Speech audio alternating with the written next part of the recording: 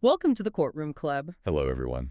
Today we're tackling a really common question we get here at Jonker Vorster Attorneys. hmm It's about tenant rights in South Africa, specifically for 2025, when there isn't a formal written lease agreement in place. Right. It happens more often than you might think. Expired leases, informal setups.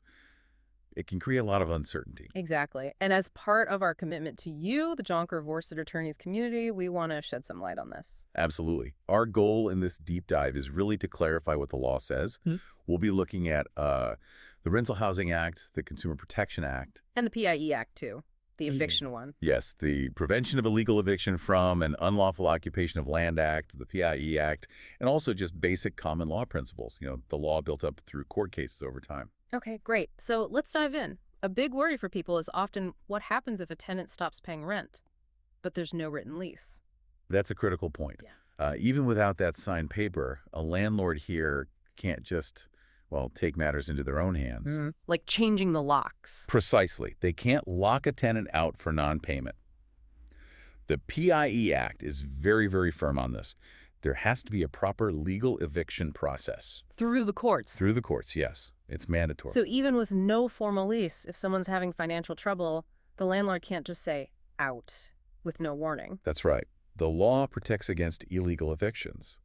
And, something we often stress here at Jonker Vorster Attorneys is that the time a tenant might actually stay in the property, even if not paying, can vary. How so? Well, the legal process itself, getting that court order, it takes time. We're talking weeks, sometimes months. It really depends on the case specifics, court backlogs, that sort of thing. Okay. And what else might affect how long it takes? Well, partial payments can sometimes muddy the waters. If the tenant pays something. Yes. Yeah. A court might see that as, an intention to catch up, even if it's not the full amount. Yeah. That could potentially delay things. I see. And crucially, the landlord has to follow the procedure perfectly. If they mess up the notice, for example, serve it incorrectly. The tenant can fight it. Exactly. The tenant can challenge the eviction in court, and that adds time. We've seen cases drag on because of, honestly, simple procedural mistakes by the landlord. That's really important for both sides to understand, definitely. Okay, let's flip it. What if the tenant wants to move out? No written lease, can they just pack up and go? Not quite so simple. Our common law actually recognizes verbal rental agreements. They're binding. Oh, really? So even words count? They do. It means both sides have obligations. For the tenant, that includes giving notice before leaving. It has to be what's called reasonable notice. Reasonable notice, okay. Yeah.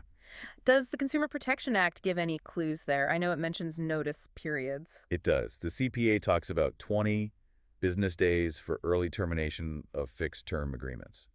Now, technically, if there's no written lease, there's no fixed term. Right. But it does give a kind of benchmark, a general idea of what the law thinks is fair. For a typical month-to-month verbal setup, though, it's really that common law idea of reasonable notice that applies. And what does reasonable usually mean in practice? Is it like a month? That can be a bit subjective, honestly. It depends. Factors like how often rent is paid, if it's monthly, then yes, a calendar month's notice is generally seen as reasonable. Okay. How long the tenant has lived there, what kind of communication patterns they've had with the landlord.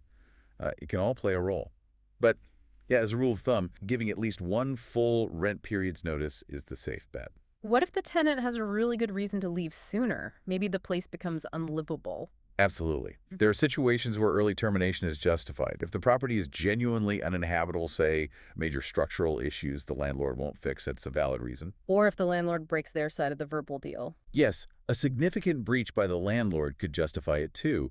Or sometimes, unexpected life events, a sudden job relocation, serious personal reasons. These can be grounds. So what should a tenant do then? Communication is key. Talk to the landlord, explain the situation, try to agree. And crucially, document everything. Keep records of why you need to leave early. And if someone leaves early without a good reason or not enough notice, what happens then? Well, the landlord could potentially claim damages. They might try to recover costs for finding a new tenant, maybe lost rent. From the deposit? Possibly, yes. They could try to deduct reasonable costs from the deposit. But, and this is important, the the landlord also has a duty to mitigate their losses. Meaning they have to try and find someone else quickly? Exactly. They can't just sit back and let the costs mount. They need to actively look for a replacement tenant. It's all about fairness, really, that underlying principle. Okay, that makes sense. So we've talked about non-payment and moving out. Let's really focus now on the core rights tenants have, even without that formal paper lease. What are the big ones? Number one, as we said, protection from illegal eviction. It has to be the legal route. Right, no funny business. None. Second, the right to a habitable home. Basic living standards must be met. The place needs to be safe and, well, livable. What else? Third, they're entitled to reasonable notice from the landlord if the landlord wants to end the agreement. It works both ways. Okay, And good. finally, this causes a lot of friction. Landlords cannot illegally cut off essential services, water, electricity. Mm. They can't just turn them off because of a dispute or rent arrears. There are procedures for that, too. Those sound like fundamental protections. Mhm. So what practical steps can a tenant take day to day to protect themselves in this kind of informal situation? Record keeping. I can't stress this enough. Keep proof of every single rent payment, date, amount, how you paid bank transfer, cash receipt, whatever. Log everything. Everything. And document all communication with the landlord. Emails, texts, WhatsApps, even notes after a phone call or a face-to-face chat. Just jot down the date and what was said. Good advice. And lastly, it might seem obvious, but ask for a written lease. We always advise trying to formalize things. It just prevents so many misunderstandings down the line. Definitely clearer for everyone. Now, looking at the landlord's side, what are some absolute no-nos for them when there isn't a lease? Things they just cannot legally do. Okay, top of the list. Forcible removal without a court order. Absolutely forbidden. We covered that, yeah. They also can't just hike the rent whenever they feel like it without fair warning. Mhm. Even verbally increases need reasonable notice. And the utilities. Cannot cut off essential services illegally. Water, electricity, big no-no. They also can't just walk into the property whenever they please. They need the tenant's permission unless it's a genuine emergency. Respecting privacy. Exactly. And finally, withholding the deposit without a valid legal reason. If they do deduct costs for damages or unpaid rent, they must provide a proper itemized breakdown. They can't just keep it. Okay, let's walk through that legal eviction process again, specifically when there's no lease. What are the steps? Right. It typically starts with the landlord giving the tenant a formal written notice to vacate. It is to state the reason and give a deadline.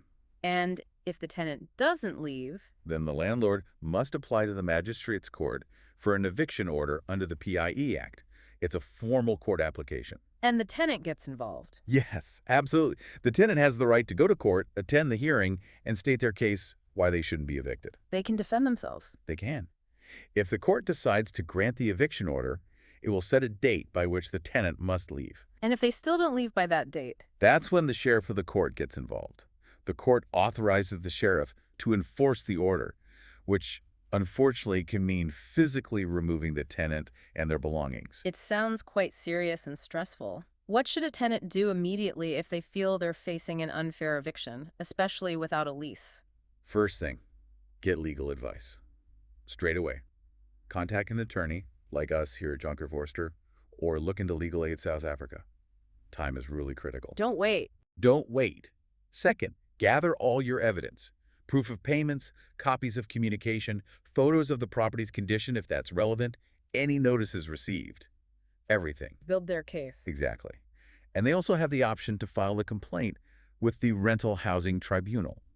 It's a body set up specifically to help resolve landlord-tenant disputes, often through mediation first. Okay, good to know there's that avenue too. We've covered a lot. Maybe we can quickly touch on some common questions we get around this. Like, can a landlord evict without a lease? Yes, but only through the full legal court process we discussed. No shortcuts. How much notice to move out? Generally reasonable notice, often interpreted as a calendar month for monthly rentals, referencing the CPA's 20 business days as a guideline. Can utilities be cut off for non-payment? Not illegally, no. Landlords have obligations and must follow proper procedures. What if the deposit is withheld unfairly? Legal options exist, including the Rental Housing Tribunal or small claims court. Tenant refuses to leave after a court order. The sheriff enforces the eviction. Can a landlord just refuse to renew a lease, even a verbal one? That's a slightly different issue, but generally yes, with proper notice, unless it's discriminatory. What if needed repairs aren't done? Tenant has a right to a habitable home. There are steps they can take, including lodging a complaint. And what about eviction if the tenant truly has nowhere else to go? The PIE Act specifically requires the court to consider the circumstances of everyone involved, especially vulnerable people like children, the elderly, or disabled individuals, before granting an eviction order. It's a balancing act. So, wrapping up, the main message seems to be that even without that piece of paper, that formal lease, Hmm. tenants in South Africa in 2025 still have significant rights, thanks to laws like the Rental Housing Act, the CPA, and especially the PIE Act. It's absolutely the key takeaway. Knowing these rights is your first line of defense. It empowers you in what can otherwise feel like a very vulnerable situation. And naturally, if you listening are facing any of these challenges, or just need some clear legal advice on your rental situation, Please do reach out to us here at Jonker Vorster Attorneys. We're here to help navigate these complexities. we are indeed. So, maybe a final thought for you to consider. Think about how these protections, even for informal agreements, contribute to creating fairer and more stable housing situations in our communities. It really fosters a sense of responsibility, ensuring basic rights aren't lost just because something isn't written down formally. It pushes towards better practice for everyone involved.